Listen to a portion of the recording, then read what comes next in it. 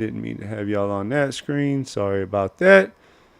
I wanted to put it up again because somebody messaged me and I forgot who it was. This is the chart that I've been using the last couple of nights.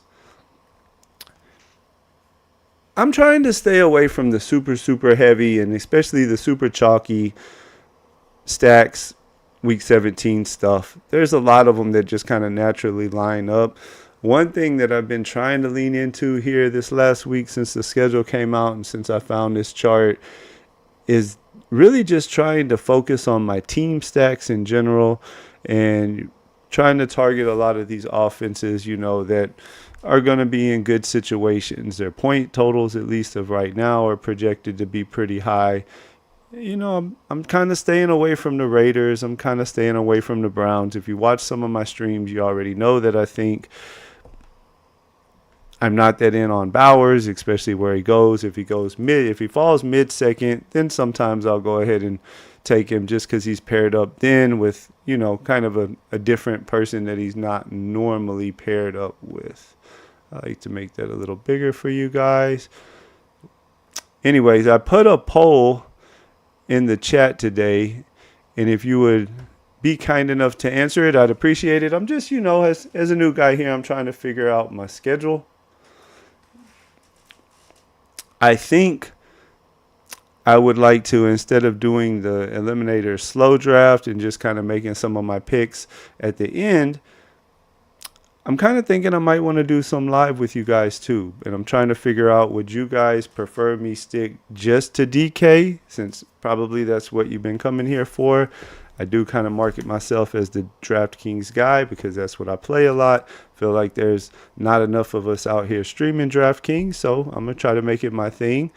But I'm thinking maybe it might be cool to have like a one night a week where I just focus on eliminators, maybe do a couple of them live that night.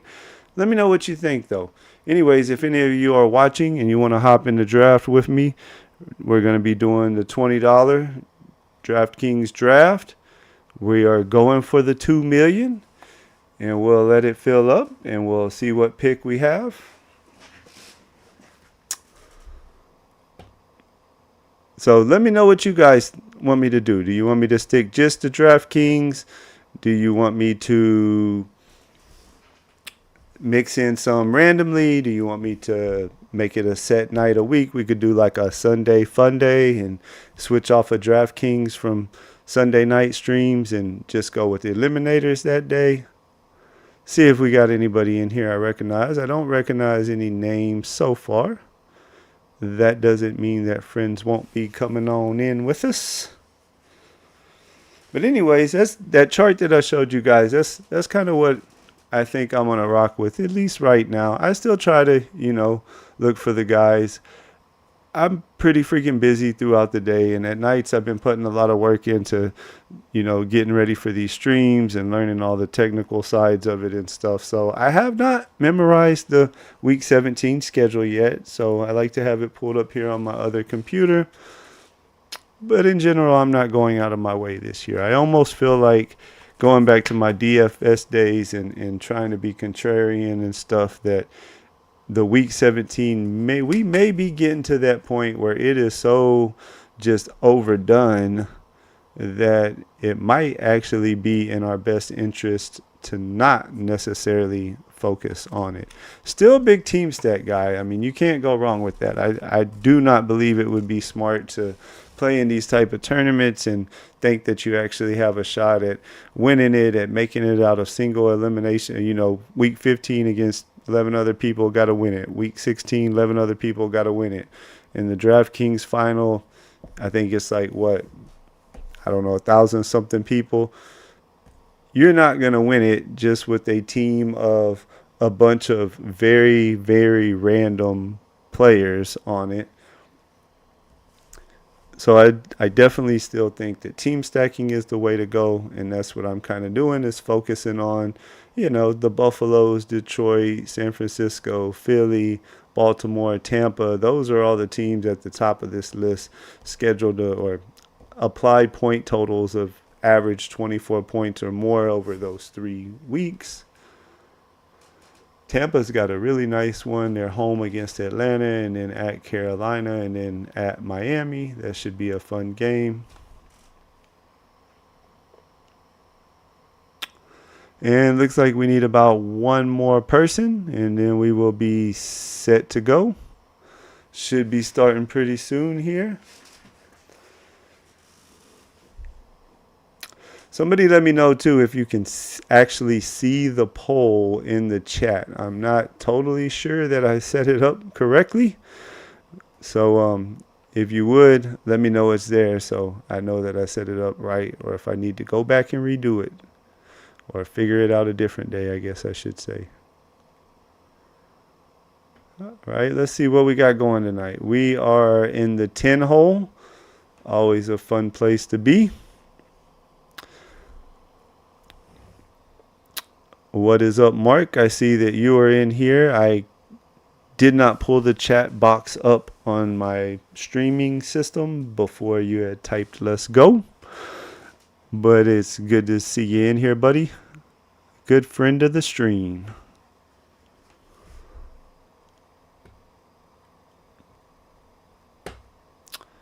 And we'll wait for the dreaded DraftKings countdown. Again, I don't recognize any names in the actual draft.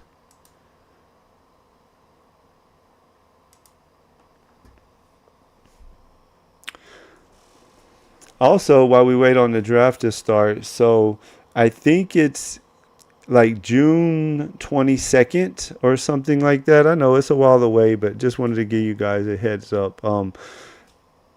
If you guys keep showing me the love that y'all have so far, keep showing up for my streams and everything, keep smashing that like button when you like it, keep subbing to the channel and growing. And if I feel like it's worth doing that Friday, I'm going to be going out of town for a week in June. I'm going to try to take my mic and my little webcam and stuff with me. We're staying in an Airbnb, so should have pretty decent internet. Probably won't be able to stream every night that week, but I don't want to go a whole week without it. So I'm going to try to make it work. A little couple nights we'll do a vacation stream from Chicago. But anyways, if we definitely got to have over 100 subs. And if we can get over 100 subs before I go, I'm thinking about doing some kind of, long stream that Friday before I go. Instead of my normal night, 9:30, 9:45, maybe start like, 7 or something like that. I'll have to wait till my wife gets off work because I need her to take all the kids and get them some food and get them to bed and all that good stuff. But you guys let me know what you think. Keep spreading the word for me. Keep showing me the love that you have, and we'll do something fun. My goal for the end of May is 50 subs. We're getting pretty close. I think we are on pace to get there. We'll see what happens over the next couple weeks.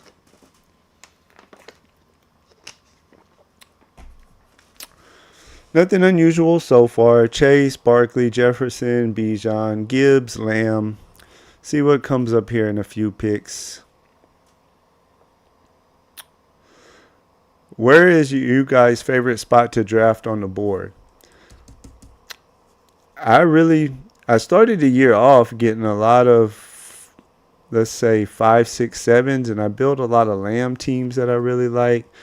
I actually have a Lamb Pickens Dak team that I built before the trade. And I had just took Pickens because he was falling a little bit in the draft and he was a good value. And then we got lucky and he got traded. And I had Dak and CD on that particular team. Neighbors, we do not want Henry. McCaffrey is starting to move up into the first round. That's interesting. I wish he would have stayed in the second round. We are going to go with Neighbors. We were in this spot last night or somewhere close to it. I think it was the 9 hole. And we took Amon instead of Neighbors. And I talked about then that's exactly why I did it, because it's more easy. It's easier to get Neighbors around 9-10 than it is Amon. But somebody in that particular draft had reached up and had grabbed Derrick Henry, I think, in like the 7 spot or something like that. We'll see what flips around to us here, though.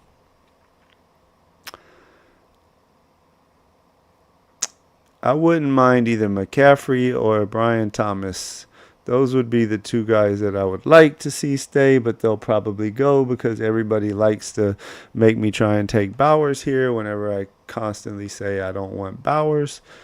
You know what? I have a fair amount of Achan and Neighbors teams. We're going to do something a little different. We're going to reach a little bit and we're going to go JT just to switch it up and make it interesting. I know off the top of my head that I have a few Neighbors and Achan teams because in general I'm in on Miami this year. You know that if you've been watching. I've been drafting Hill.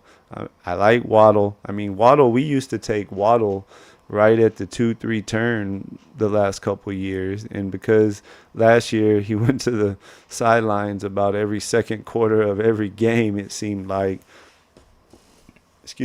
numbers-wise had a really down year. Now we want to push him way down the board somewhere. So, yeah, I like Waddle.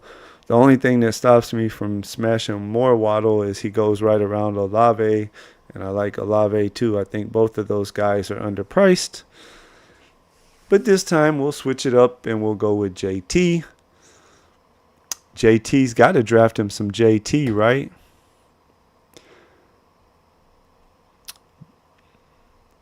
In general this year, I talked about it in one of my first streams. I'm not trying to get too crazy with the running backs are back, but definitely last year, the early running backs, I was more underweight than I should have been on them. Still had a pretty good year overall because last year I had a lot of Bowers. I liked his price last year. I thought he was really undervalued, so I drafted him a whole lot. That him alone kind of saved my season some. I had a few teams in the semifinals, didn't have any final teams. But I was underweight on Barkley, which was a mistake. I was underweight on JT, which overall had a pretty good year. And I had almost no Derrick Henry, which clearly wasn't a right play. I'm still not in on Henry this year. I did have a lot of Bijan last year.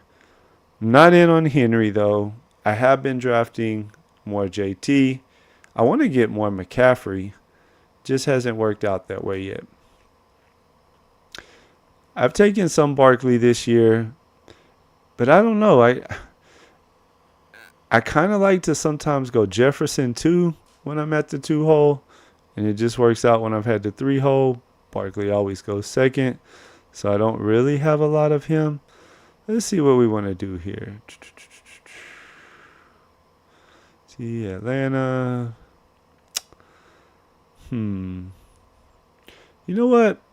Let's get us some Marvin Harrison. I'm not really a big JSN guy. If you've seen any of my stuff, you already know how I feel about Sam Darnold, and you already know that I believe sooner rather than later or at some point during the year, Jalen Milroe will take over. And while I love drafting Jalen Milroe as a third quarterback at the end of drafts on DraftKings right now, since we got the extra picks to play with, I do not think it will necessarily be a good thing for the receivers.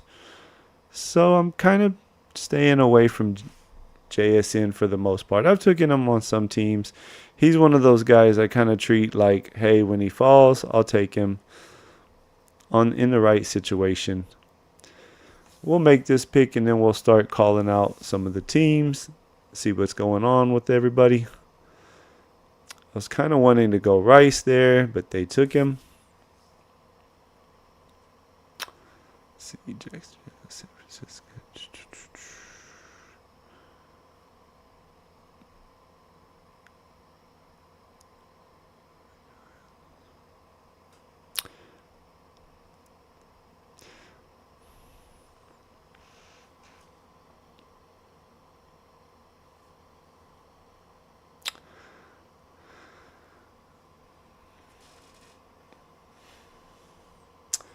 Don't really love anything right here, to be totally honest with you.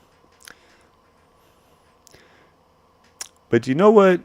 We're going to go with Moore, I think. I'm not in love with Moore, but I'm not out on Moore. And I'm trying to, just kind of keep my variety of teams, let's say. If you've watched my last couple streams, we've tried to push some quarterbacks and we end up getting pushed out, and some of them more than others have been really bad situations at quarterback where we're counting on like guys you don't necessarily want to count on, but hey, we could get lucky, so we still put it together. So tonight, I kind of purposely went Marvin Harrison in the third round because that opens up Kyler. Go Moore, that opens up Williams. We'll see, just building it a little different. Trying to mix it up. We're going to probably have close to 200 drafts or so on DraftKings before it's all said and done. I don't really want to be so high on on such a small number of players that a lot of my teams are kind of dependent on 3 or 4 players is how my whole season will go, especially more so these early round guys. That's kind of, my style is if it's a later round guy and I really feel that he's underpriced, for as long as he is underpriced, I will keep drafting him and I won't worry about what my percentages are on it. With the, let's say first 4, 5, 6 rounds of the draft, I do try to be a little more cautious and not getting too heavy on guys because all of them are really great players and pretty good roles, and any guy could be the guy that you need.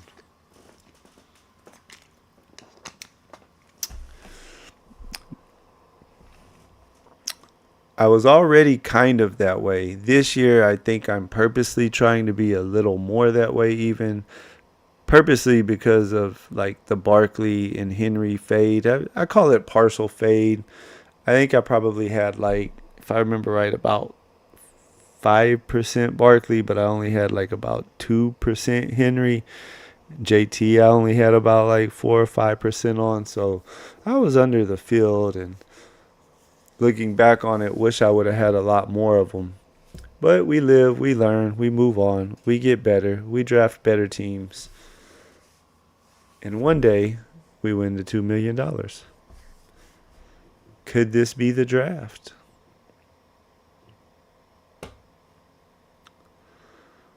We started Neighbors, then we went Taylor, Harrison, and Moore.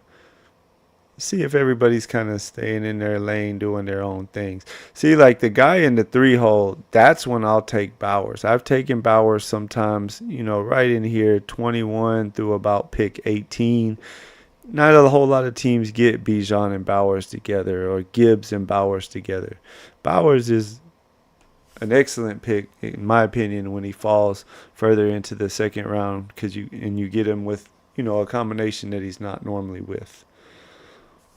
Let's see. Do we want to go Metcalf? Do we want to go Chuba?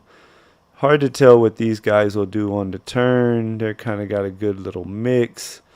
Probably more likely to go receiver. One of them already has 2 running backs. The other one had 1. I think I'm going to go DK. DK on DK. We got JT by JT, and we draft DK on DK. Kind of hoping either Henderson or Chuba. I figure one of the two has a decent chance at making it, and we'll probably go ahead and get them. I saw that the 11 hole already had 2 running backs. This guy had McCaffrey. So I just felt like there was a better chance of one of those 2 running backs coming around to me than DK coming back to me.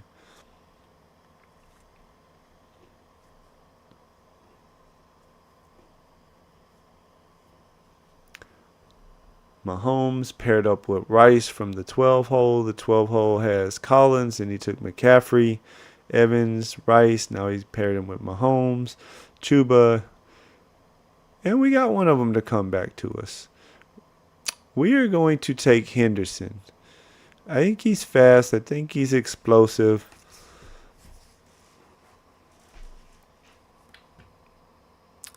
He's a guy that I really liked as a prospect. I do wonder, how much Ramondre will hold him back early in the year. So we'll make sure we have some other running backs. We have Taylor. Didn't really love the receivers there. So we'll get a Henderson share with this one. 3 receivers, 2 running backs. Probably won't draft another running back super soon unless somebody just gives me great value on somebody I like, and then we won't be afraid to do it though. Move this down for you guys a little bit there.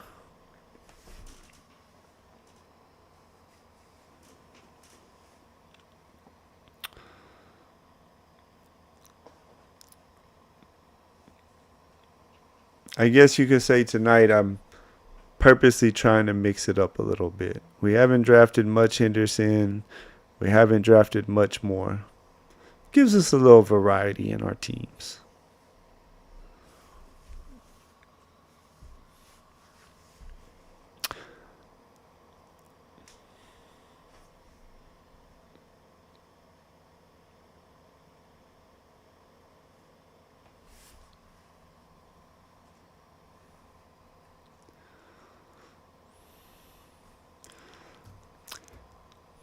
Have you been doing any of the eliminators yet? Are you waiting more till training camp gets going on? Tell me what y'all think. The more I play around with roster and constructions on those slow drafts I have going, I think that thing's gonna be a lot of fun. I think it's gonna be a lot of fun. I don't know exactly how many teams I'm gonna do yet. Somewhere in maybe like 80 to 100, something like that. We'll see how the summer goes. I just hope I get like at least half of them, right? I mean, we only have to be in the top 6 week 1. So at least half of them move on. Then it'll be a lot of fun over the next few weeks to see which ones can kind of start pushing deep. Let's see what the one hole's doing. I always like to see what our chase drafter's doing. Y'all saw my very first video. And this is what I've definitely been trying to avoid this year is the Chase, Higgins, Burrow stack. If it gets you there, you're just going to be up against so many other Chase, Burrow, Higgins teams. I talked about it in one of my streams. If we ever could get Burrow to push back all the way, maybe to like the 6th round, which could happen. I talked about last night. I'm staying away for the most part from all the early QBs unless they fall because I think that they're overpriced. I do not think that they're going to get more expensive, and I think there's a pretty good chance that they will get cheaper as the summer goes on. So that's why right now Kyler, and if I have Detroit players or if I have Tampa players, then it opens up Mayfield or Goff. But for the most part, Kyler on down is the pocket of QBs that I really, really, really like to try to hit up this year. Let's see what the board's going to offer us. We wouldn't mind going him. Y'all already know how I feel about Hawkinson, so if he stays, that could definitely be an option.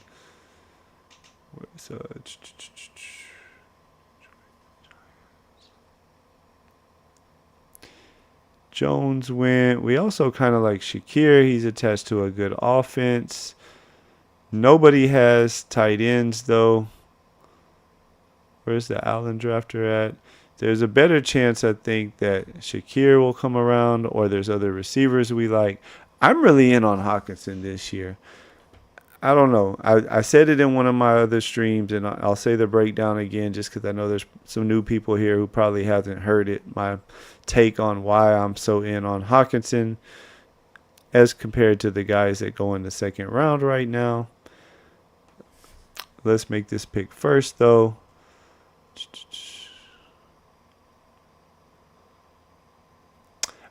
Maybe go ahead and reach just a little bit just to go ahead and get Kyler.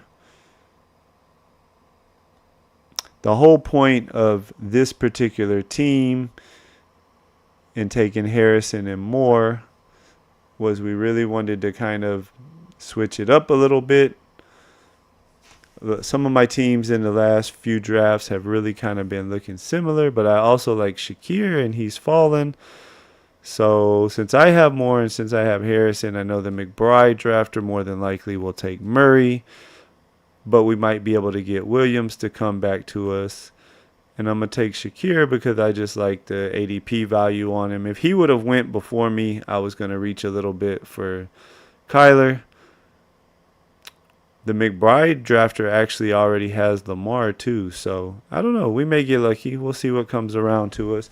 Anyways, Hawkinson and Kittle, I have purposely been targeting because I've been staying away from Bowers whenever he goes right around his ADP there. And I've almost exclusively stayed away from McBride just because he's always, in that same spot. He's always either right there at the end of the second or at the beginning of the third round. And I just feel like, again, kind of like with the top quarterbacks, they're not going to get more expensive. If anything, they're going to get cheaper. And at some point this summer, I can either then start drafting them where they're at now, or there's a chance they could fall. I mean, I could see McBride falling more towards the end of the third round and Bowers moving more towards the end of the second round, kind of where he went tonight. And when they do, then I will be a little more in on them than what I've been now. So for now, I do, when it fits well with my team, try to get a Kittle or Hawkinson. I'm not super in on Laporta this year, but I feel like Kittle and Hawkinson are both guys that when it comes down to it and we're playing in the playoffs and we're matched up, one of the top teams in our pod is a Bowers or McBride team, Hawkinson and Kittle are definitely guys who in a one-game situation could go out there and who could give you, the points you need. If it's week 17, Minnesota plays Detroit and probably will be the highest point total game that there is. Kittle, they have a nice playoff schedule. They play Chicago. That's not the nicest, but it is in San Francisco at least, so it'll be nice weather. They go to Indy in 16, and they're at home against Tennessee. They're the fourth highest team as far as point totals, though.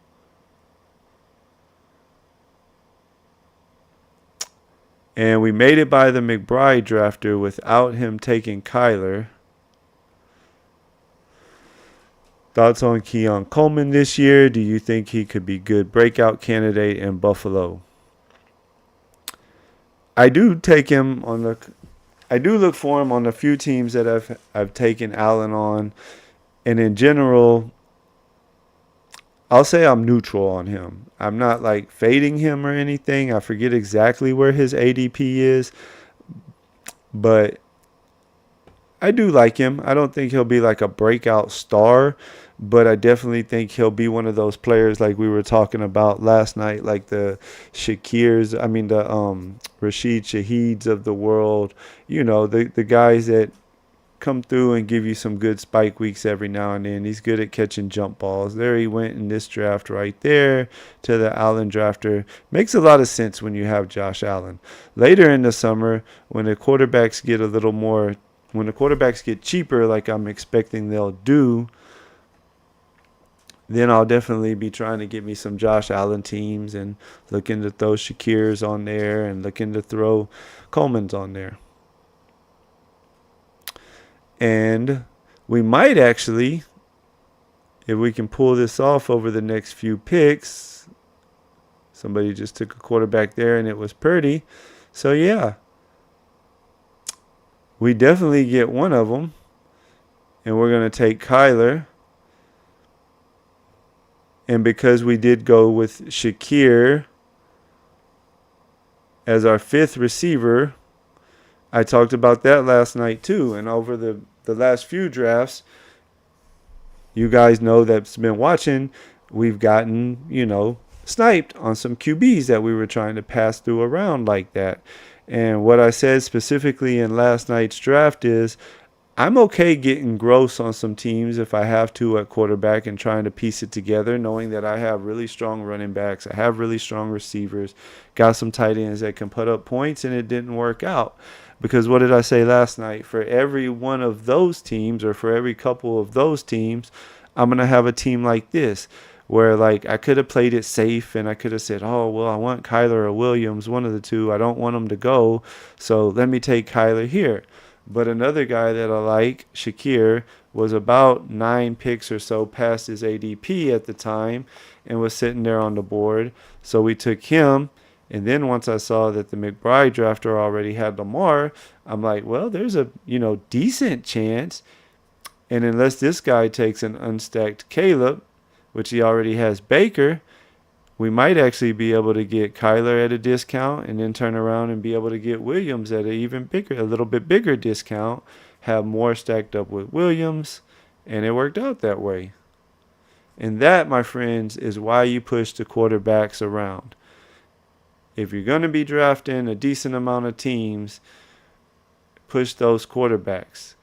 You never know. The team that you push quarterbacks and get sniped on, like the one we had last night where we just kind of pieced it together with quarterbacks, I had them stacked up. So like if the Bryce Young team, if his offense is really good, if I'm right about Milroe and halfway through the year Milroe takes over, or even towards the end of the year, I'm drafting Milroe because I think weeks 15, 16, 17, he's going to be Seattle's quarterback. And we're liking the team now. Worked out. We got our stacks and got them at a discount. Let's see what else is going on here. Don't see anything too crazy. 2 tight ends. He needs a tight end. Everybody's got a quarterback. We are sitting at a 2-2-5-1. I like to flip over here and kind of call my team out by positions. We have Kyler and Williams at quarterback.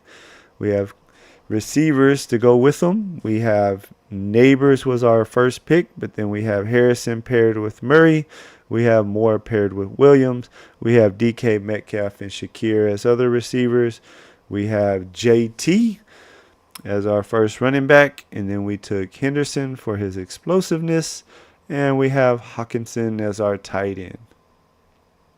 Probably when it comes back around to me now, I probably will be trying to look for some running backs in this range if there's some guys there I like. Now, see, this team here, y'all know I've been drafting a lot of my boy Milroe on DraftKings at the end. What's up, Who Hames? If y'all don't follow Who Hames' channel, he's always streaming about 4 o'clock in the afternoon.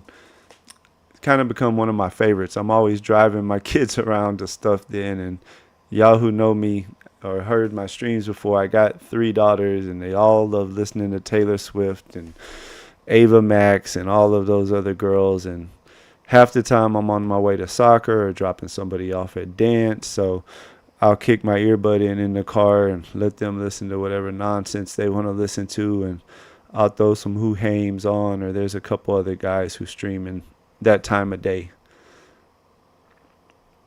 He also has a pretty fun little Discord if you guys are into Discord.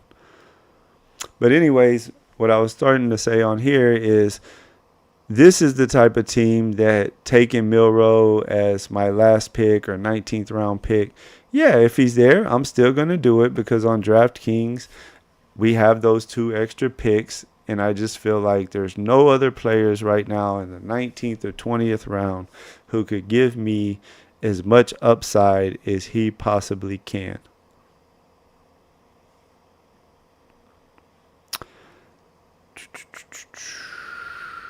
Not loving the running back still right now. We could go with our boy Shaheed. I'm going to go with Shaheed. I like Shaheed. I think he's undervalued.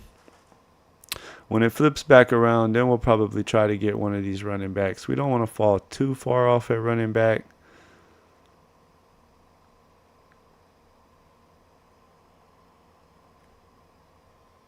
And that's exactly why I put the earbuds in and listen to you, so I don't have to listen to her.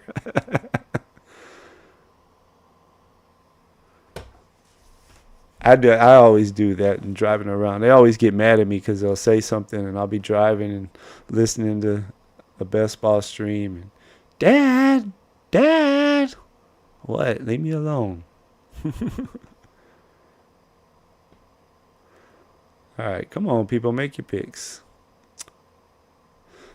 But yeah, going back to what I was saying about Miro, there's just, to me, his value, if he's the starting quarterback at the end of the year because Seattle's no good, it could just be such a game changer for a team that compared to the other guys that you're taking in the 19th and 20th rounds. Still don't love any of those running backs right now, so we might just keep working with receiver here. You know what? I don't have a lot of Loveland, and he's sliding, so since we have Williams on this team, that makes a lot of sense.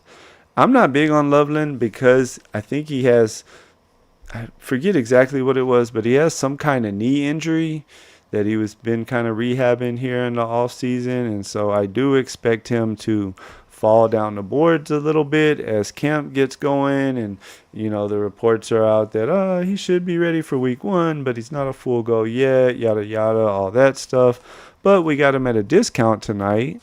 We're not paying full price for him, and it makes sense with Williams and more, so we will do it. You guys tell me what you think of the Raiders receiver Beck. I have not drafted one share of him yet. I've done my work on him. I'm torn because I do kind of like him as a prospect, but I just don't see it with the Raiders for where he's going in the draft right now. I mean, we are talking about Geno Smith, who was not super great last year in Seattle. Bowers is going to demand top target share. They're going to be using Genty.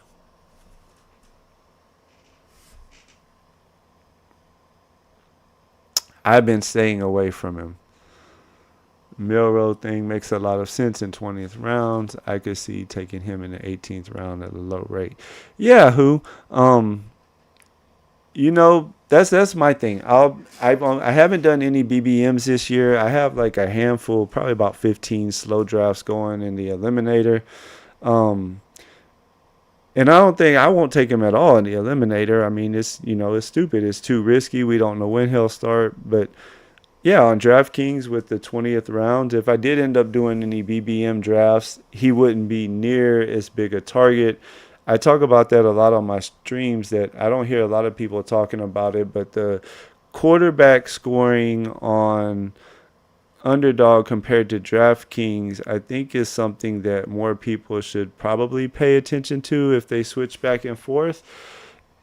DraftKings, while they give you the bonus for the QB, I feel like quarterbacks make up way less percentage of your team's total points. Let me see what I want to do right here real quick, and then I'll get back to finishing that conversation. We really need some more running backs. We only got 2 on this team.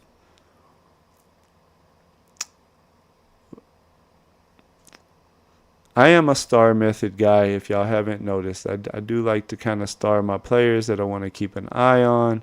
We don't even have to flip over to quarterback because if we draft another one, it would be Milrow at the very end. And I'm not super high on White, but I'm also not super high on Bucky, and I think Bucky myself personally is a little overpriced. And I'm getting almost 20 pick ADP discount on White. So in this particular team, I'm in on him. I just feel like if White gets all of the work, not White, sorry. If Bucky gets most of all the work, let's say 80% of the work, then he's a good pick where he is. Because as a runner, I like him. He can catch passes. He's explosive. But if they don't just totally forget about White, like they kind of did down at one point last year down the stretch, but White can still catch passes very well, and he is still a useful player. And if it's more of a, let's say, 65-35 type timeshare, then I just don't think that Bucky is the greatest pick there. And I think White will for sure kind of have the standalone value. We needed a couple running backs there. Or he'll have the value is what I meant to say. Like, obviously if Bucky gets hurt, well then White probably takes over the role, and then he'll have, great value because Bucky's out. But anyways, let's get back to the quarterback conversation. So people have told me before, but the quarterbacks can get the bonus on DK, blah blah blah. But then they don't stop and think, like the receivers and the running backs, they get that same bonus, and we have what, 2 running back slots, 3 wide receiver slots, a tight end slot sometimes will hit it, the flex slot. There's so many other positions that are also getting those 5-point bonuses. Fade the Raiders, Mark says. Beck hard to get in the 120s. I had 25. Yeah, that's kind of what I'm saying. I didn't do a whole lot of the pre-draft stuff this year. I did about, I think maybe 10 or 12 of them on DraftKings. Next year I plan on keeping this streaming thing going. It's fun. It's been a blast. Thank you guys for coming along for the ride and showing me so much love. So next year I do imagine I'll be doing a whole lot more of the pre-draft stuff than I used to do. Raiders find landing spot with Chip Kelly. High volume, high play volume. And I'm not totally fading the Raiders. I'm just also kind of still think Jacoby Myers is pretty decent too. And so I'm like, I know Genty is going to get the ball. We know Bowers is going to demand his targets. How many pass catchers past Bowers and them running the ball with Genty can Geno support? And so I guess if I had to pick, I'd say overall out on the Raiders right now other than Genty. I will take Genty some at the end of the first round when he falls, just like I'll take Bowers at the end of the second round because that's where I think he will end up. Sometimes he'll fall, like tonight he fell there. It wasn't me that took him, of course, but he falls there sometimes. Let's see what we want to do here. Don't really like any of the tight ends on the board right now. Not really a Dobbs fan. We could go back to running back some more. Since we didn't take Achane on this team, I'm going to take Wright. Because in general, I am still in on Miami, like I've been talking about. That's why I have been drafting a fair amount of Achane.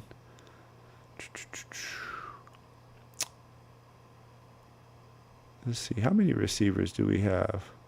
6. We could use a couple more. It's going to be a while before he gets back to me. This is the point in the draft where sometimes I don't mind reaching if it's a guy I really want to come back to me.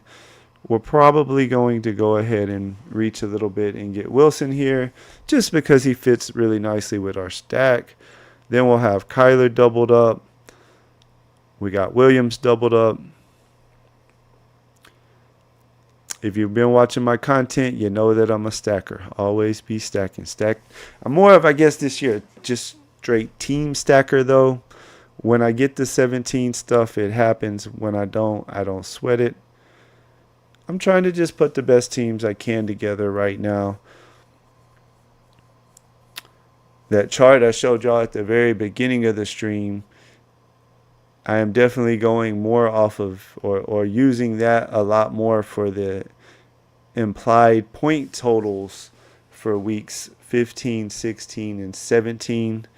In general, I'm trying to target teams who have nice point totals, your Tampa's, Baltimore's, Philly, San Francisco, Detroit, Buffalo, Arizona, Atlanta, kind of reading down the list.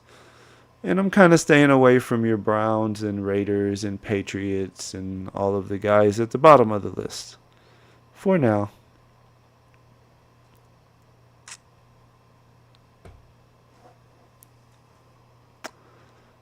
See what we got. Everybody's getting their quarterbacks filled out.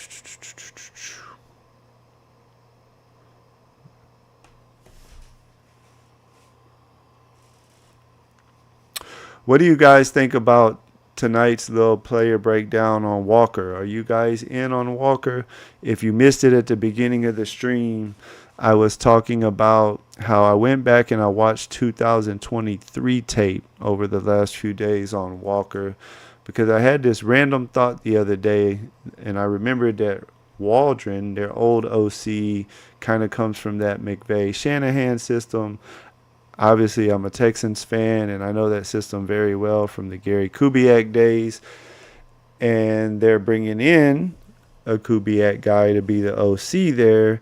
And so I wanted to kind of watch, exactly how Waldron was running the offense and kind of see how I thought that Walker would fit into that.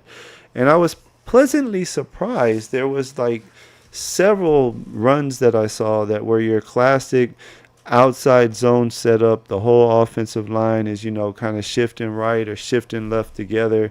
And it's like Walker is so quick getting to that edge. But he also, I saw several plays where he's really good at putting his foot down and hitting it straight up the middle. Said it at the beginning, kind of reminded me, of the Arian Foster and his heyday with the Texans, where he starts outside and then just bam, right up the middle. Or Terrell Davis for all of the people who are my age out there. He was one of the first back in the original Shanahan system in Denver. Give me a I'm old in the chat if you're old like me and you remember watching those games back in the day.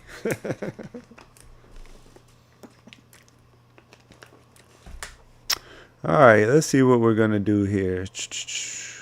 7 receivers, 5 running backs. We kind of got some flexibility. We have Hawkinson. We have Loveland.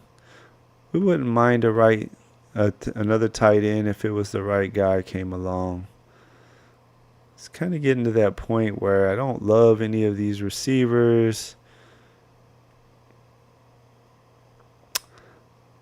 I'm going to go ahead and take another running back because I like Marshawn Lloyd. I talk about it every stream. There's so many of the late round running backs who have a guaranteed job. Or not guaranteed. Nothing's guaranteed. It's NFL. It stands for not for long. But there's so many of the running backs who probably more than likely are going to be backups for their team for sure. And if the starter goes down, they have a great chance to step right in and get most of the work. I do think the guy that we just drafted, Lloyd, fits into that. If you've watched my stuff, I think Shipley is the best pick on the board right now for like what his ADP is versus what he could potentially add to your team. If Barkley just misses a couple games, it doesn't even have to be a lot.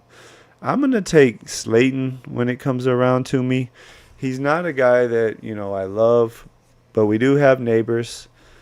And we do love stacking teams, even if it's without the quarterback. I've not been drafting Dart because I don't know exactly how it'll go.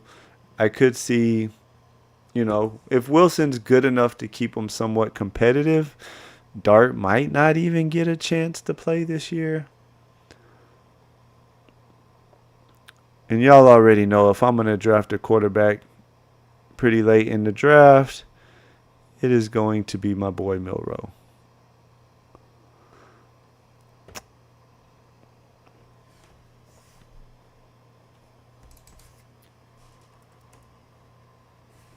Let's catch up on some of this here. Love to see Pat Bryant going up the board.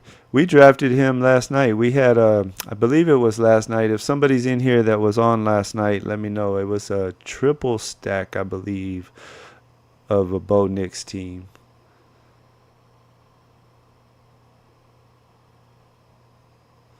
I guess you're talking about Arian Foster. Yeah, that it was sad. He was one of those guys that I hate to say it, but from listening to interviews that he's not in the media a lot, but there was like one long interview he did with somebody like a couple years after he retired. Oh, Terrell Davis. Yes. Of course, him too. But Arian Foster, I guess, got a really bad drinking problem there the last couple years that he was with the Texans. There goes my boy Milroe in the 18th. Somebody beat me to him on the Joe Burrow team, which he also has Fields, and then he tacked on Milroe. It's all right. We'll find us and he tacked on Rodgers. Now, that doesn't really make a lot of sense, but hey, you do you. Why would you have Burrow double stacked and then you took Fields because you had Wilson? All fine and good there. And I can even get down with still throwing Milroe on for his late season upside. But the Rodgers pick, and he doesn't have DK because I have DK, so he probably doesn't even have any pitch. I guess he's got a Pittsburgh running back. I don't know. You do you, buddy. Go kill him, killer. Let's start looking at what we want to do. 6 running backs, 8 receivers, 2 tight ends. You know, there's no other quarterbacks that I'd even want to have on this team at this point. So we're probably just going to stick with Caleb and Kyler. Perfectly fine. I think both of them will do pretty well for us this year. Overall, I'm kind of in on them. I got them stacked up. But we may just keep with the Giants team stack without the quarterback. Maybe throw Johnson on there as our third tight end. Kind of makes sense since we have 2 Giants already. And since we have DK, we may throw Austin on there as another Pittsburgh receiver. We already have one guy that we're hoping beats out Gordon for the backup job there, so we'll stay away from Gordon. Not really any other running backs that I love here. I'm going to take Austin first. I think there's a better chance that Johnson will come back. I remembered seeing just a minute ago the Dart drafter is on the other side of me, I believe. Yeah, right there. So we should get him.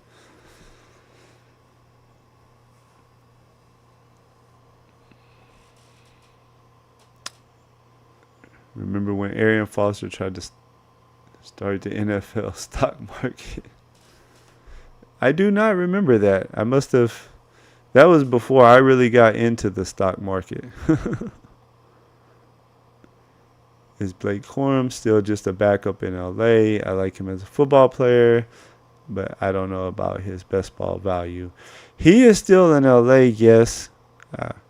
They drafted this guy, Hunter, who's kind of an explosive back.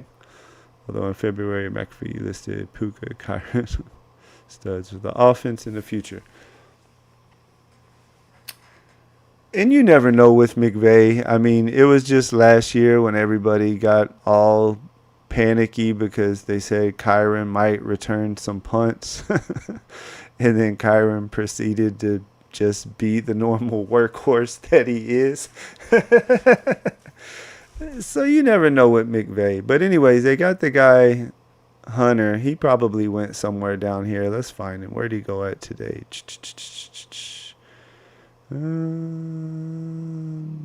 There he is. He went in the 18th round. He's a good-looking prospect. He's really explosive.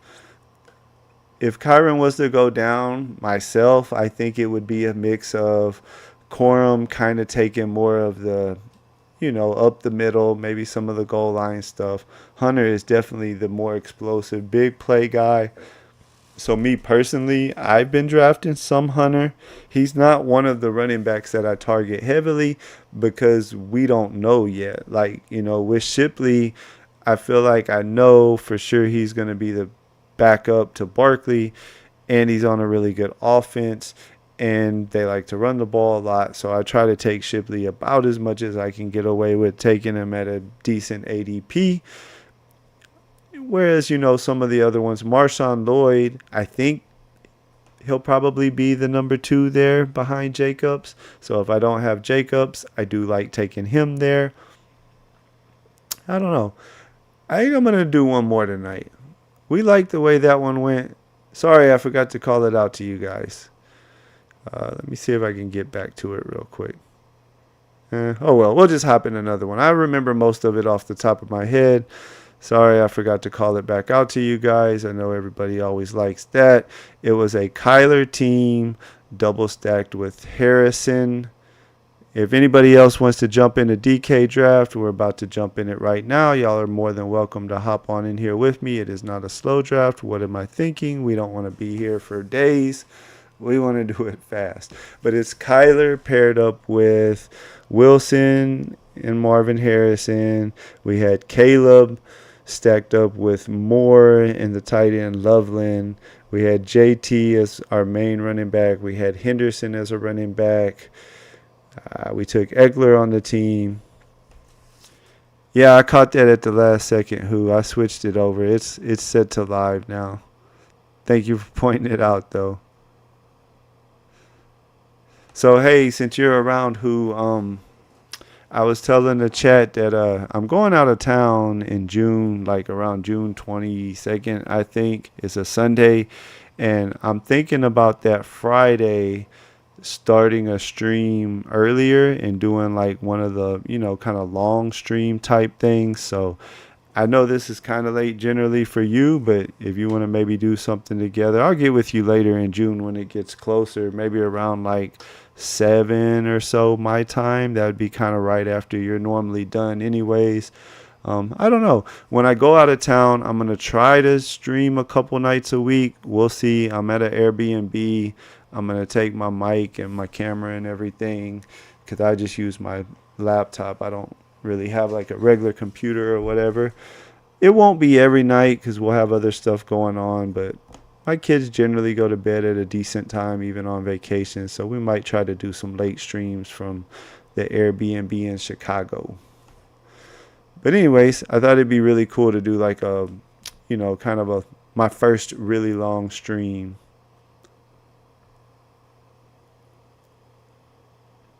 Monday through Thursday. All right, I'll keep that in mind. I'd probably do it that Friday after my wife got off work as far as my long stream, but hey man, whenever I'm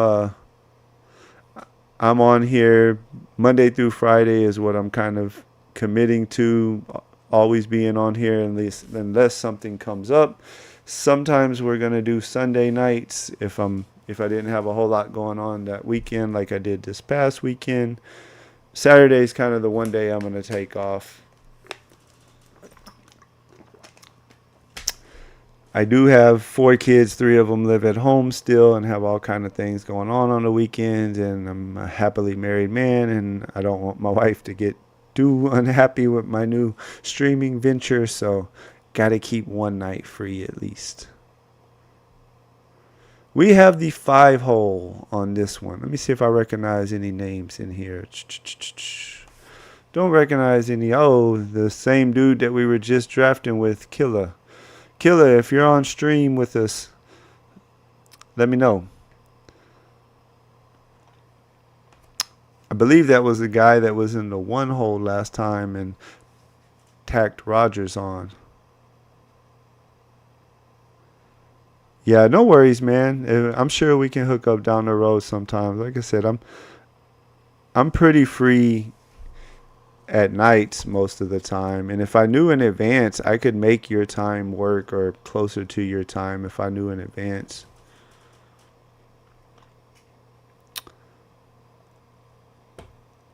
Barkley from the 1-hole. If you saw my very first video I ever made, it was breaking down 3 teams drafted from the 1 spot.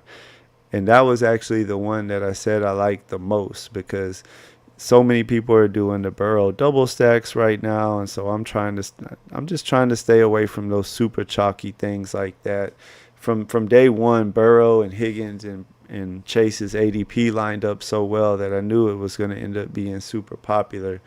And the third lineup that I had on that video was actually somebody started with Barkley in the 1-hole. I kind of liked it just to be different. I haven't done it myself yet, but I like it. Let's see who we're going to get here.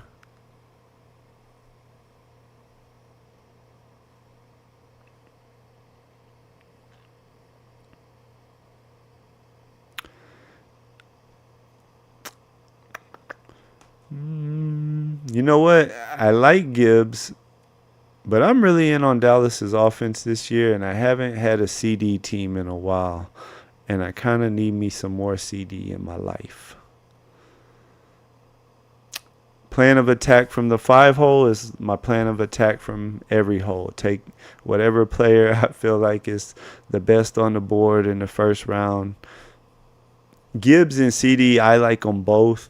I know I drafted a Gibbs team within the last couple of days, and I haven't gotten a CD team in probably like a week and a half or so.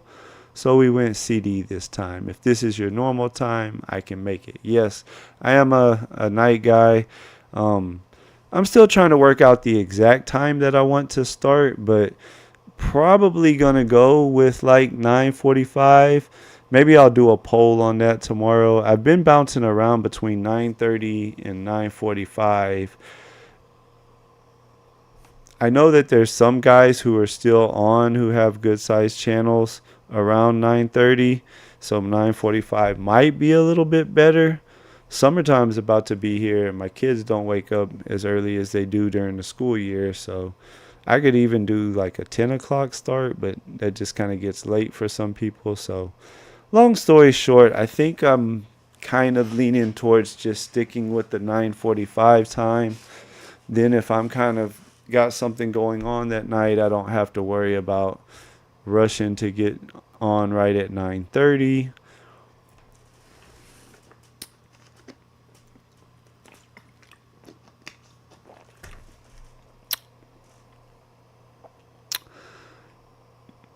Going back to your question, Mark, out of the 5 hole, those are probably Jefferson never falls to 5. Sometimes Bijan will fall. He hasn't been lately, but I've seen it happen, and Bijan would definitely be my first choice there. Out of Gibbs and Lamb, it'd be one of those two. One of them's going to be there, and it probably just come down to who I haven't drafted lately. Like I drafted CD today.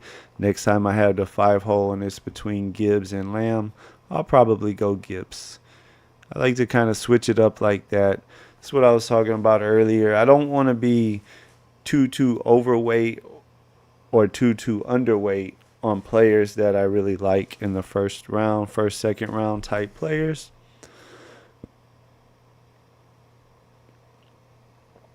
We just drafted Taylor on the last team. Not really feeling it here. I'm going to go A.J. Brown because it wasn't that long ago that we were drafting A.J. Brown in the first round. Yes, I know last year they ran the ball more. Yes, I know they slowed down in the passing. But he still had a pretty good year. And he's one of those guys that can give you easy 25, 30, 35, 40, whatever points. When he goes off, sometimes he goes off. I don't have a lot of him this year, so we'll pair him with CD on this team. See what we're going to get when we come back around. Anything crazy going on? From the 1 hole, he started Barkley. We'll see who he takes next. Can't get away from Chase and McBride, whether it's the 1 spot or the 2 spot. It's still going to be Chase and McBride, which is why I don't really like drafting McBride right now, especially when I have a Chase team.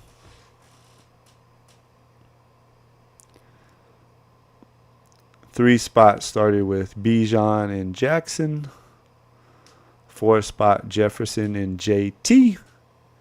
We, of course, went Lamb and Brown. And we'll call the rest of them out here in a minute.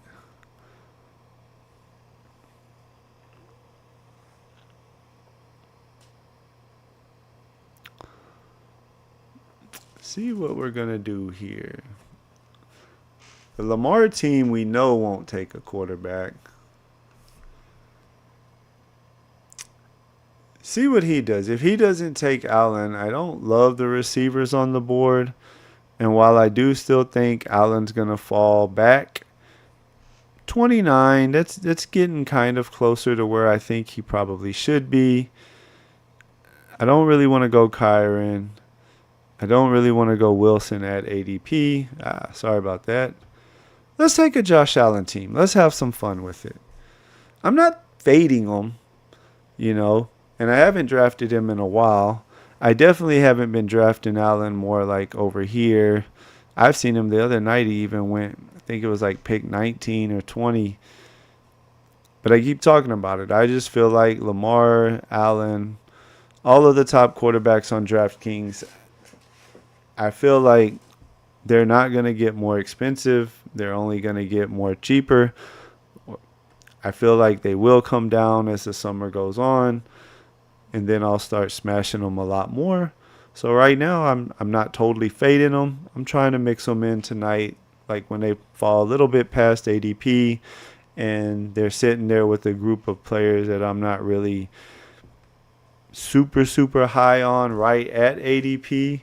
I have been drafting a good amount of Hill, but he's starting to, sometimes you can get him at the end of the third.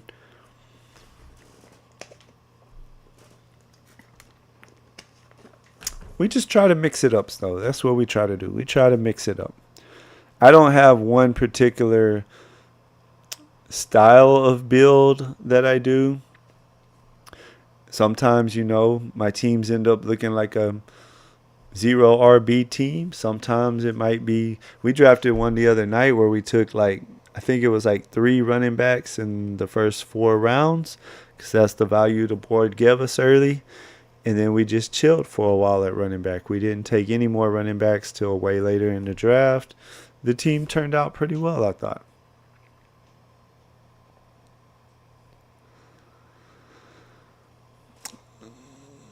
The 6th hole, they started with Gibbs and Ladd. The 7th hole is the killer guy who drafted 4 quarterbacks in the last draft when it was an Allen team, and then somebody, I think it was Allen Fields, and then he threw my boy Milroe on there, but turned around and drafted Aaron Rodgers right after that. He started with Genty, London, and Adams. Everything looking pretty normal-ish for the most part. Don't see anything too crazy going on. We're going to flip over here.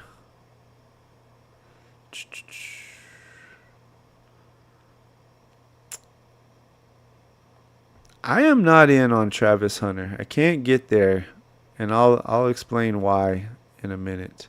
Don't really want to go Kittle.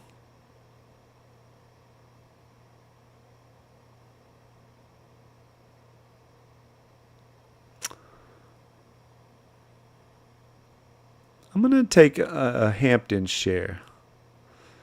I like Hampton. I'm in on him.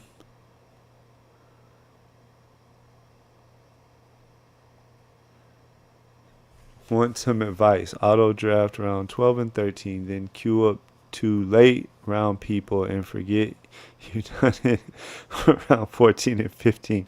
I was listening earlier whenever that happened. I couldn't comment on it because my hands were wet. I was washing all the lunch kits from my daughters at school today. But one of those, I had my earbuds in and was listening to you, Bud, while I was washing lunch kits. That was pretty funny. Yes, avoid that.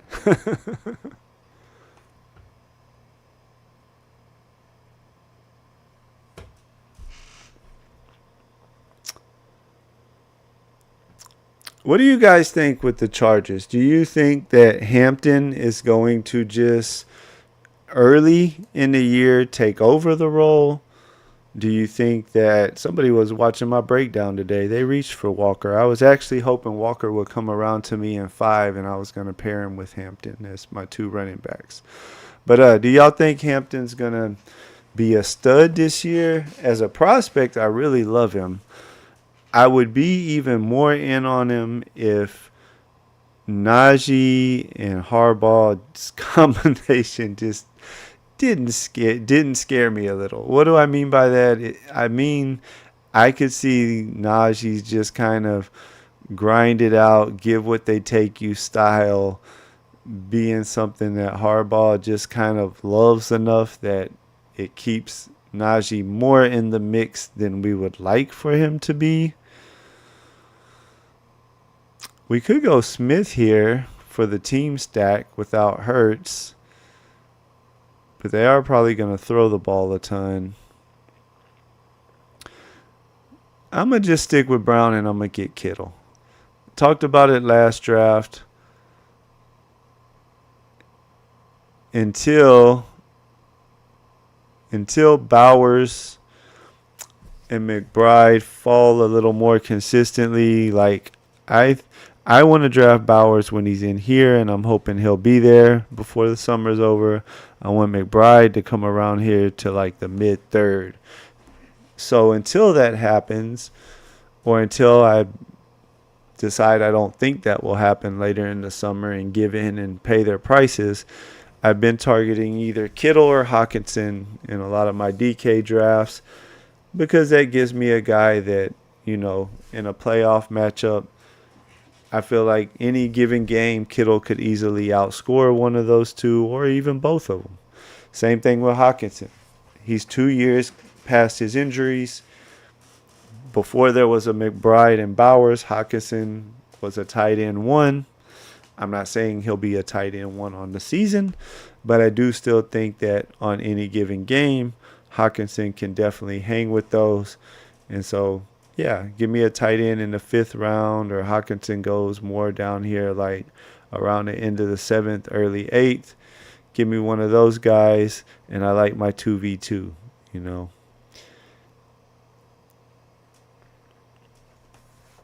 I was hoping Pickens would fall, but Pickens never really falls.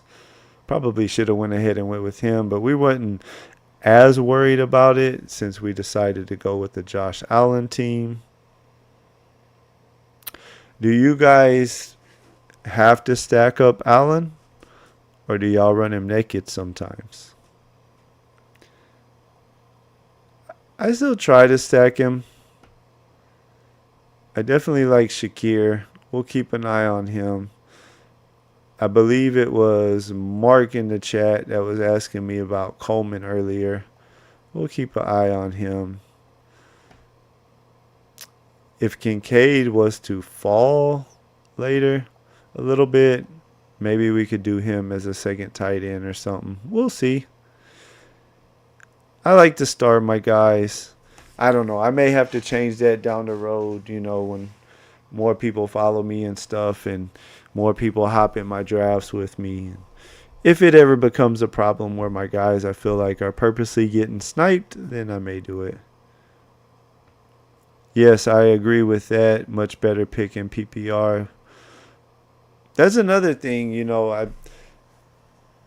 I don't think enough people.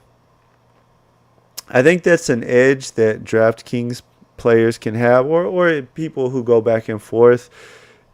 If you really think about, kind of like when we were talking about the scoring different, the quarterback scoring being different, that, oh, hold on, we are on the clock and about to miss a pick. So let's just hop over here and pick somebody. We'll go Waddle, just snap call because I didn't want it to be Shakir. I almost pulled a Who Hames and missed my pick. I don't mind Waddle. I talked about it in the last draft that I think Waddle and I think Olave are undervalued. I just happened at the last second to see that I was about to be out of time. So we just flipped over and grabbed the top player we liked off the board. We can live with it. But I was talking earlier about the quarterbacks in particular and how if I was drafting more BBMs than DraftKings, I would definitely be making more of a point to not push QB quite as much as I am, because you can't just rely all the time on taking 3 QBs. But on DraftKings with the extra rounds, I feel like if you need to on the right team, like the last team, I stuck with just Kyler and Williams because those are both, 2 guys that I feel like that I can count on. But if you need to, you can always get 3 QBs if you just play it right and stack your pass catchers up and all that stuff. But I think a lot of people also don't take into account the full PPR versus the half PPR like you were kind of talking about. And I think that's, kind of an edge. I think back to when I first switched to best ball from DFS. I used to play a lot of DFS. I guess it was about 3 years ago. This is the fourth year that I've been doing best ball. The very first year, though, I didn't really do a ton of it. Just kind of was dipping my toes in the water. And of course, I started finding some of the streamers and stuff to watch to kind of, hear different strategies and all that good stuff. And because I primarily played on DraftKings, though, I kind of like saw real quick that, some of the same guys that all of these streamers, were really pumping up and were really talking up for Underdog, that people on DraftKings, should I try to pass Shakir around? Because I really like Olave better. Whatever. I don't have to have Shakir with Allen, and I like Olave better as a player. But yeah, anyways, long story short, that can definitely be an edge if you just are really in tune with the differences in the scorings and how they affect your team and all that good stuff.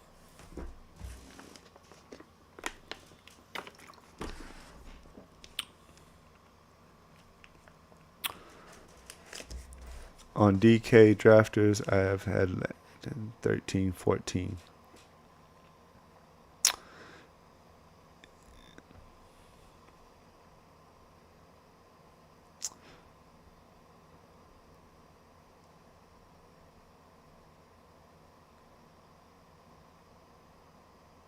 You can't draft. Yeah, yeah. I don't know. I'm not quite that high on him. I've taken him a few times, right around in here in that mid-second round. There's just too many other guys that I still like a little better than Ladd. I feel like I do like Hampton a lot, and their running backs are an upgrade this year, and we know that they really want to run the ball. Yes, Justin Herbert's good, and they're still going to throw the ball. I don't know if I want to draft Ladd personally at the end of the second. I guess if it came down to like Bowers or Ladd, I would take Bowers. But I'm also really high on Achane right in there. I want more CMC right in there. Anytime I'm at 13 and 14 and Nico's there, I'll probably take Nico. Puka never falls. Sometimes Thomas makes it there. I'm not out on Ladd, just not quite as high as you, I guess.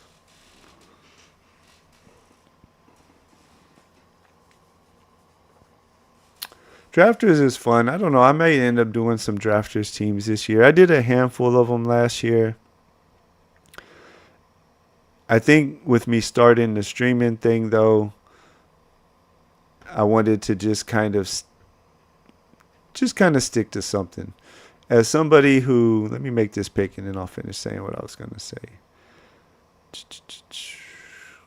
Could go with Scatterboo.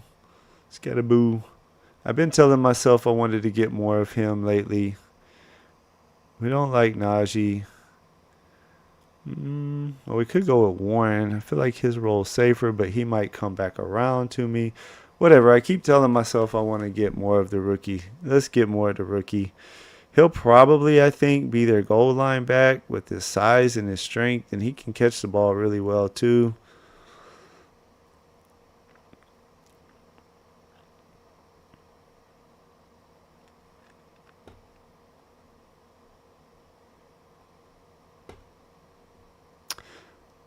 Somebody in the chat remind me what I was talking about. I was talking about something right before the pick, but it seems to have slipped my mind and I forgot. Quit doing that, Jeremy. Sorry about that. Keep hitting the wrong button. Oh, yeah, no, I remember now. I was talking about, so I've always played DraftKings more. Like last year, I did a handful of BBMs, and I didn't max, but I almost maxed the DK big one.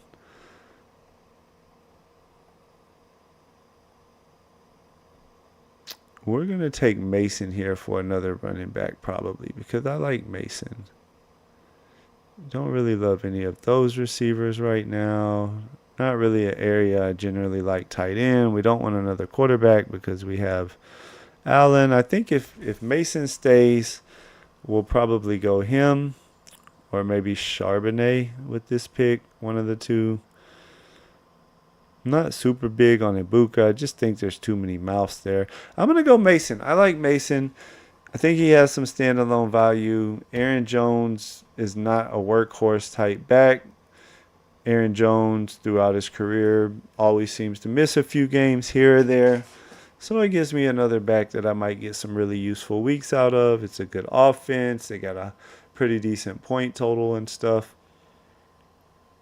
But since I mostly always played on DraftKings over Underdog anyways, when I decided I wanted to start streaming, I just felt like me personally, whenever one of my favorite streamers that I like to watch would do their random DraftKings draft, I always got a little bit more excited for it because that's generally where I played at more than Underdog, just kind of carried over from my DFS days as a DraftKings player.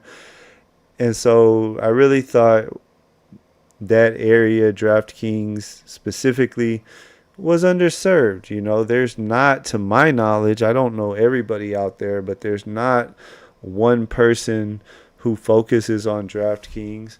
I know most people focus on Underdog because they're the big dog, and you know that's what most big time best ball players at least play. They give, you know, the little partnerships and all that good stuff. Yes, I wish DK's interface was a little smoother. I'll agree with that. Looked a little more aesthetically pleasing, I guess you could say. I do wish that, but I guess since it's what I've played a lot now over the last 3 years in best ball, I've kind of gotten used to it, and so it doesn't really bother me. We have a draft board now. 2 years ago, we didn't even have a draft board, and being a streamer who was focusing just on DraftKings would not have probably went so well. But they're catching up, you know. It'll never be big for them. They just use it as a way to attract some new customers here and there.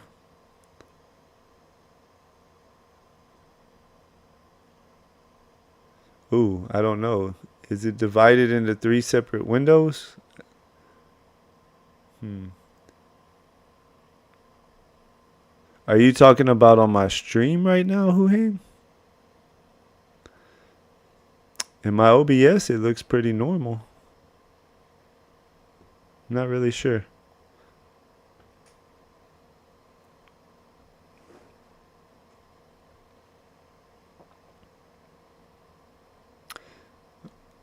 Oh, we are on the clock again. Talking away.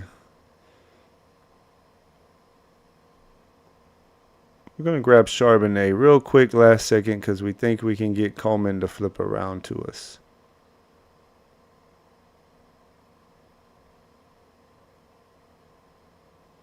Ah, I got you. When you leave the draft board, queue current team, available players. Yeah, that could definitely be better. Maybe one day they'll get there. You know what I hate is because I I like to use rankings not because necessarily I go off of the rankings. Right now, I'm using ETR's rankings. I also am a subscriber to Liam's BeatBestBall.com. Those are the only two that I really have access to right now, and I kind of switch back and forth to them. I just like to see where guys are at, but I hate that when we come from the draft board over to the players, it automatically sorts by rank, and then if you really want to go off of ADP, which is what I like going off of myself, you every dang time you got to click the ADP. It is what it is. I guess us DraftKings guys get used to it. And who knows, you know, maybe down the road, if if the if being kind of mostly DraftKings, I feel like doesn't work, then maybe I'll switch over. But I don't know. So far, I feel like a couple people have like reached out to me like on Twitter who watched the streams and sent me a message and said, they're glad somebody's, streaming more DraftKings. They've always wished, more people would or whatever. So far, the response has been good. So I don't know. We'll keep doing it for now.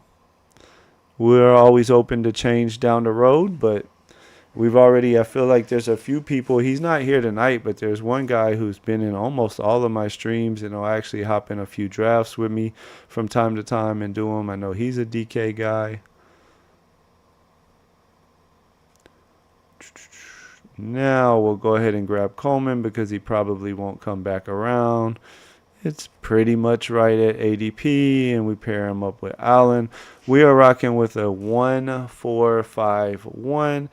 Now, anytime I have Jackson or anytime I have Lamar or Allen especially, this is a team that I will not put Milroe on because I'm probably going to look for a quarterback who I think will be starting the whole year. And preferably, of course, I can pair up. Sorry, I'm messing that all up tonight, guys. Who I can pair up with some of my pass catchers and just leave it at 2 because we drafted Josh Allen in the 3rd round. And if Josh Allen isn't doing Josh Allen things almost all of the year, then this team is not really got much of a chance anyways. We are rocking with the 1-4-5-1. When it gets a little closer to me, we'll switch over to our team and we'll call them out. I guess I could do it here. I just like kind of calling them out by position. But we started Lamb, Brown. We went Allen. We got Hampton. We got Kittle for some tight end firepower. Then we snap picked Waddle when we almost ran out of time. We took Olave. We took Sketabo. We took Mason. We took Charbonnet. And now we just paired Coleman with Allen. Probably not going to draft another running back in the next round or two at least. Might try to get us another tight end here.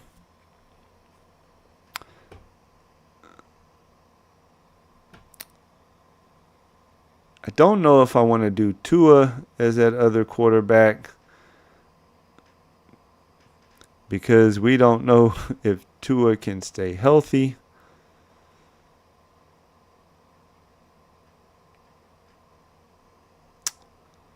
Let's see what we want to do.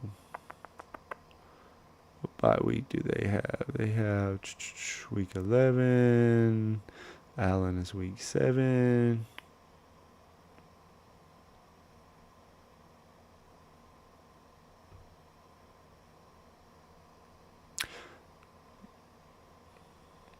All right. We're going to do this. We're going to take Shaheed because I like Shaheed as a player. If you saw the beginning of my stream last night, the player that we highlighted was Shook because on DraftKings near the 180s, I'm in on him generally as like a second QB. If I can count on my starting QB, I think that he'll win the job pretty soon, if not from the start of the year when I did a lot of work on him and all the tape that I watched. The Saints aren't going to be a really good team, but they're also already know probably Rattler isn't the answer.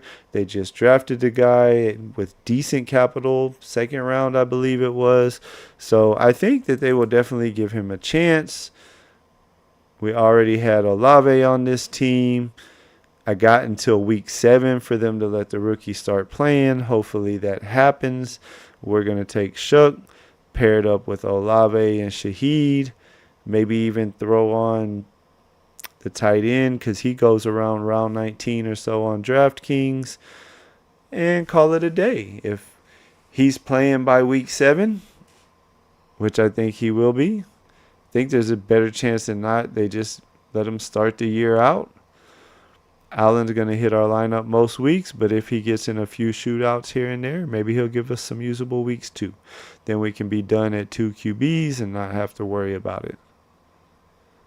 Let's catch up over here. Allen week 7. Bye. Tua might be a waste. Yeah, but Tua is just kind of risky.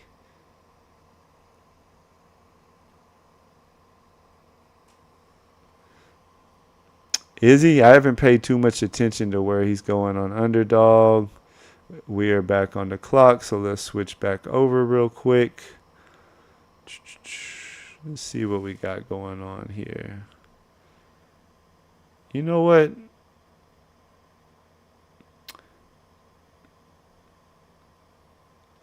We could go with Eckler. I like Eckler. No tight ends I really want to get yet. Let's go with Eckler. That puts us at 5 running backs. This isn't a team on DraftKings that I necessarily want to stay with 5 at. I'll probably try to tack one more of my favorite guys on, like Shipley or somebody like that, just to give us a little more firepower. I think I missed a couple of your messages. Coleman's your favorite with Allen stack. Yeah, I like Coleman and Shakir whenever I have Allen.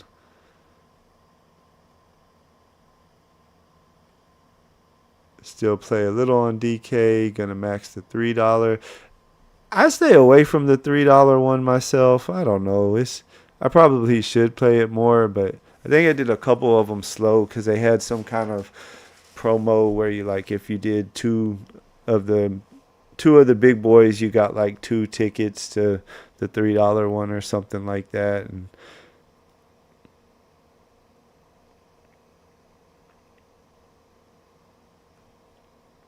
oh yeah, that's right. That is who it was. You're right. But my favorite ones to play on DraftKings is of course the Big Millie one, and then last year it was an $8 one. This year it's a $10 one called Chain Movers.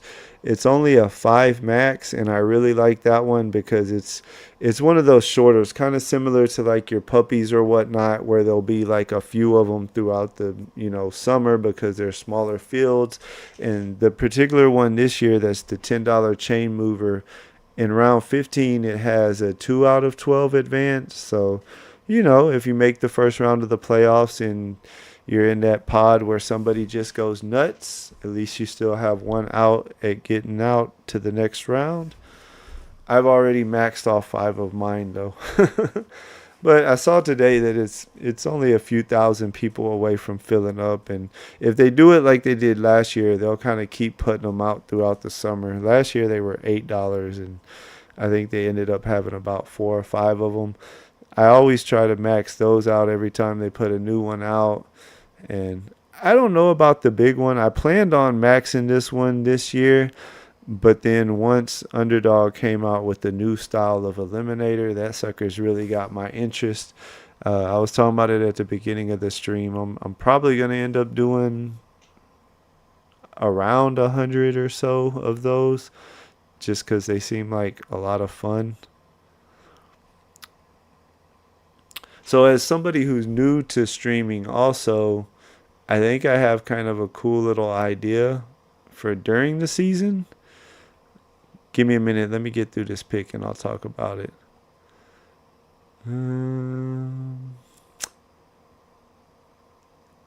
We don't want to do that yet because we might save our last running back for Shipley. Firemuth just went. Don't really want to go strange there. Not really liking much of anything right here. I'm going to reach a little bit, and I'm going to go ahead and take Keenan Allen. He's kind of like those running backs. I don't care if I really reach for him. Once I start getting this late in the draft, there's nobody else that I really liked. I probably, looking back on it, should have went Ray Davis since I have a Josh Allen team. But I think Keenan Allen is going to sign somewhere really soon, or not necessarily really soon. I think Allen is going to sign somewhere once camps get going and stuff. And I mean, even with Moore, and the Chicago offense not being that great in general last year, he still had several really, really good weeks. I'm hoping he goes somewhere that will be really good. I've been taking Allen a fair amount on Fields teams. What do y'all think about that? The Jets could use a receiver, and I always end up with Fields when I don't have Wilson because I don't really like Wilson's price, and I only take Wilson if he falls a decent amount, but he hasn't really seemed to want to fall.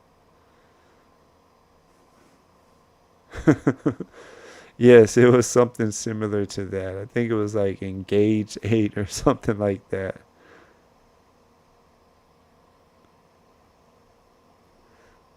What's up, Paulino? Paulino was my very first viewer on a live stream that I ever had. Fun fact that I probably should write down so I never forget. But shout out to you, my man. Good to see you back. But anyways, I've been taking Fields. This isn't this isn't a Fields team, but I've been taking Fields with Allen because Allen goes so late in the draft, and I just feel like as soon as he signs, no matter where it is, he's probably going to move up a few rounds easily if you look at kind of the guys going around him. So I've kind of purposely kind of been targeting him some. I don't really know what else I really want to do here. We're going to go ahead and take our quarterback just because it'll be a while before it comes back. I don't want to get stuck out and have to go with like one of those gross quarterbacks unstacked. We really don't even care that much other than week 7 because we're hoping Josh Allen does Josh Allen things and hits our lineup every week.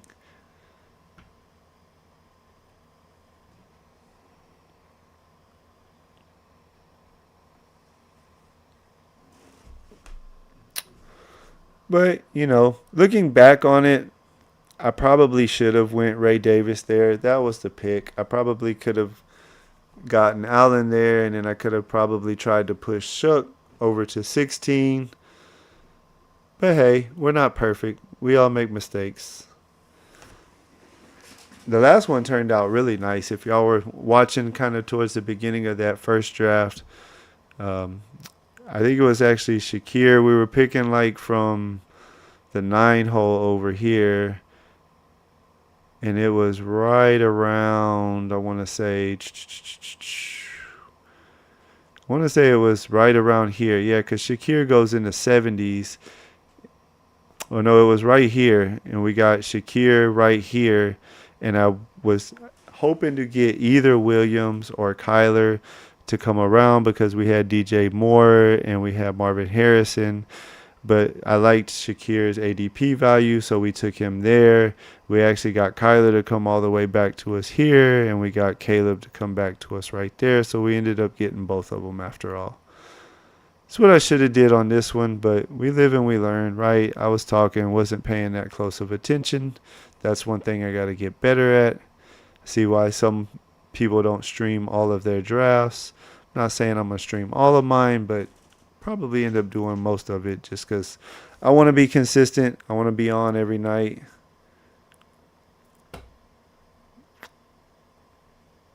Now,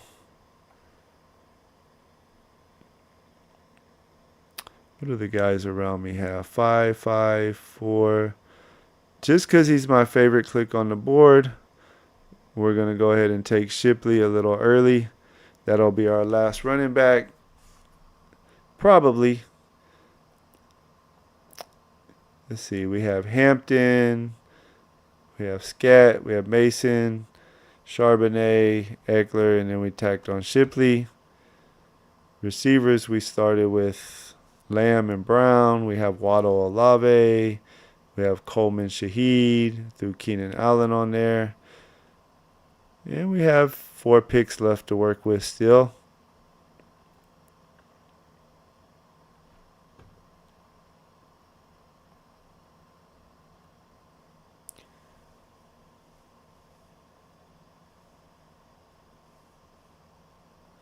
Yes, that's exactly why I did it. Um, it wasn't much. I think it was like 8 or 9 picks or something past his ADP. It is DraftKings, and we never know what people are gonna do. He probably will. He might. He should have came back to me, but on DraftKings, no, we never know. And if I wouldn't have took him then, Anthony Richardson probably wouldn't have came back, and I probably would have been stuck with something really, really gross that was unstacked that I didn't like. So we figured, whatever, we'll go ahead and take him.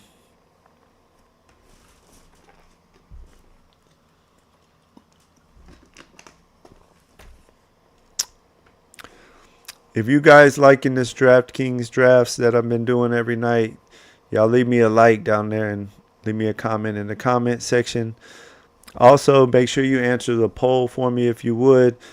You know, I'm new here, so I'm still trying to figure out exactly what I want to do. Originally, I was thinking I was going to just, kind of go through some of my slow drafts I have going for the Eliminator at the end of stream sometimes. But I keep getting more and more into the Eliminator and really, really liking it. So now I think I do want to do some live, and I'm trying to figure out, do we want to have like one night a week that I switch off of DraftKings, maybe do a couple Eliminator drafts, maybe something like a Sunday Fun Day type deal and do some Eliminators? Would you guys prefer me to stick just to DraftKings? I think I'm going to take Chig here. I need another tight end. I still only have Kittle, I believe. Yes, we definitely need some more tight end firepower. And I like Chig. I'm a little in on Tennessee this year. I'm going to take Chig, and I'm going to see if we can't get Johnson to come around to us. And we'll go ahead and triple stack Shook. I'm not afraid.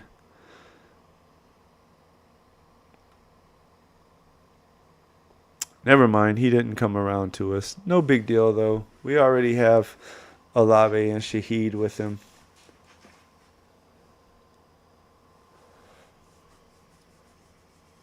Ooh. New Orleans plays Tennessee week 17 too. So maybe that's the one we need.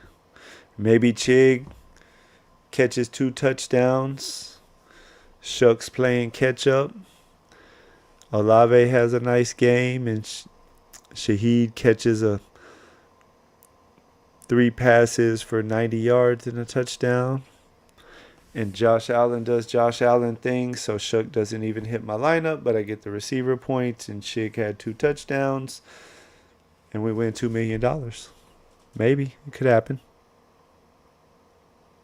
Probably not, but you never know.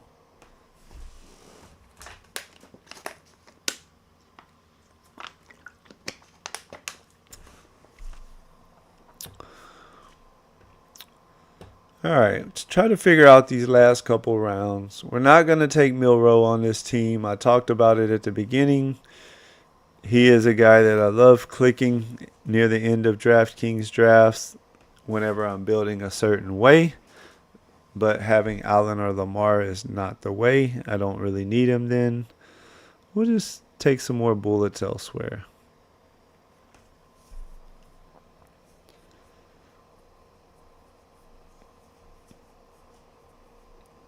Wilson.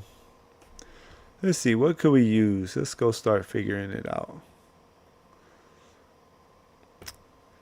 2672. I do wish Hames, going back to talking about, how DraftKings could be a little more user friendly. I wish right here, like it is on Underdog, they need to tell us right here above our little player list right here what position numbers we have. Instead, we got to click over here, look at it over there, then click back. I know. It sucks. But DraftKings is what I'm used to and what I've played for years, so I just deal with it, I guess. What do we want to do here? We could still use one more tight end.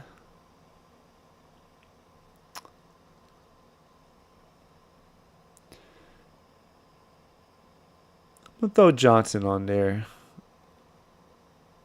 Because then if he stays when it comes around, well, never mind. I was about to say, probably should have done it the other way. Probably should have went Slayton and then Johnson.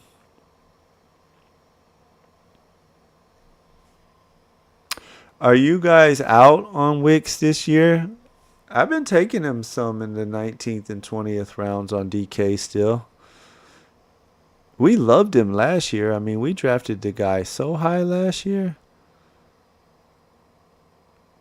I should have looked over at running back too, because I like Marshawn Lloyd, and I didn't realize he was still on the board past ADP. I really didn't necessarily want a running back.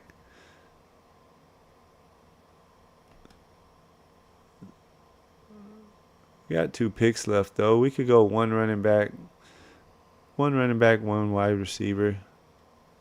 7 and 8. That will work. I didn't go 3 QBs, so we got the extra pick to work with.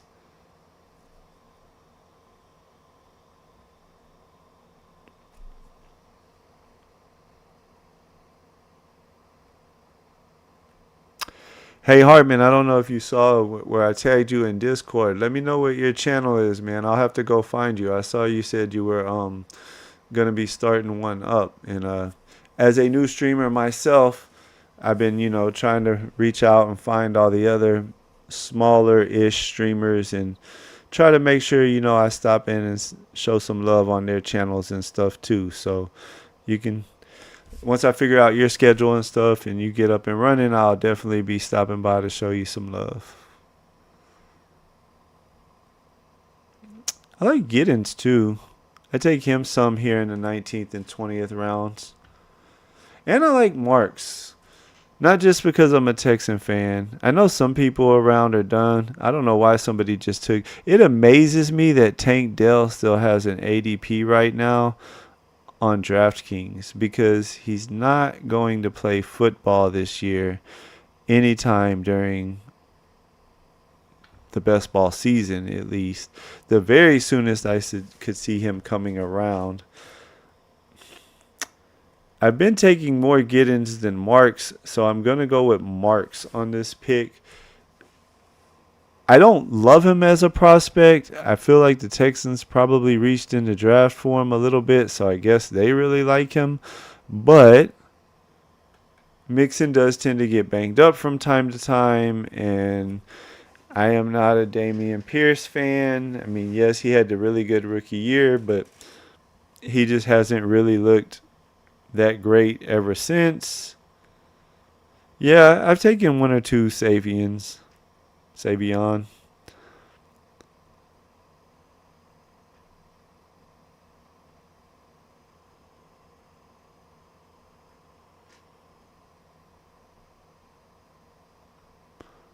Yeah, I'll definitely find it and give you a sub and all that good stuff, my man. Texans took 2 wide receivers. He's not coming back this year. Who, Pierce? Pierce will be around. They'll keep him as a third back. It'll be Mixon and Pierce and the rookie. That'll kind of be their 3 backs. Unless I missed some other conversation about a receiver. But I think if Mixon was to be hurt, if Marks is any good, he can catch passes. That's one thing he can do pretty decently. So I definitely think that he will be on the field over Dameon Pierce a lot. He's a more explosive player. He's young and they'll want to see what they got in him. So I don't mind taking him late. I like Giddens better, but I've taken a lot more Giddens than Mark so far this year. So we'll switch it up today. Tonight's my switch it up night, I guess. I took a couple players in the first draft that I normally don't take.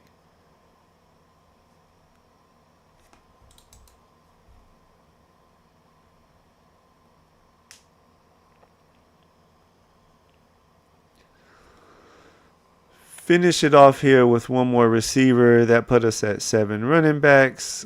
We'll draft one more of these receivers and we'll call it a night. Go down the board a little bit here and see what we got. You know what? We might just go ahead and actually do it right now on this team because I don't really like anybody else. Don't like him. I don't like any of these guys. Generally, I try to be done at wide receiver before round 19 most of the time if I can. simply because I don't like any of them, to be honest with you. Is it on me yet? Yeah, we'll go ahead and take a Williams. Anyways, hope you guys enjoyed it tonight. Like I said, I'm on here every night. I think I'm gonna make 9:45 my time. I kind of been bouncing it around between 9:30 and 9:45, but I want to kind of settle on a consistent one. I know sometimes streams are going on that started at like 8:30. Appreciate you stopping by. If you didn't hit that poll on your way out. Let me know. I'm trying to figure out if I want to do like a one night a week eliminator. We'll recap this team for you because we forgot to do that with the first team and had to do it the best that we could off of memory. This team is a Josh Allen team. He's our stud. He's going to take us to the promised land. So the only other quarterback that we took was Shook. Running backs, we have Hampton, we have Scat. When we took Mason, Charbonnet, Eckler, all our favorite backups, Shipley, and we even threw Marks on there. We want to stay. I hate that it asks us that. Wide receiver, we have Lamb, Brown, Waddle, Chris Olave, Coleman paired with Allen, Shaheed for the double stack with Shook. We took Keenan Allen because I believe he is still good at football. And we threw Williams on at the end. Tight ends, we have Chig and Johnson from New York. And Kittle is our guy who hopefully is going to hang with the Bowers and McBrides of the world in the playoffs. That's the team. Hope you guys enjoyed it. I'm going to get off here and get to bed because my daughter's got to get up pretty early for school. Be sure to catch you guys streams tomorrow. Have a good night.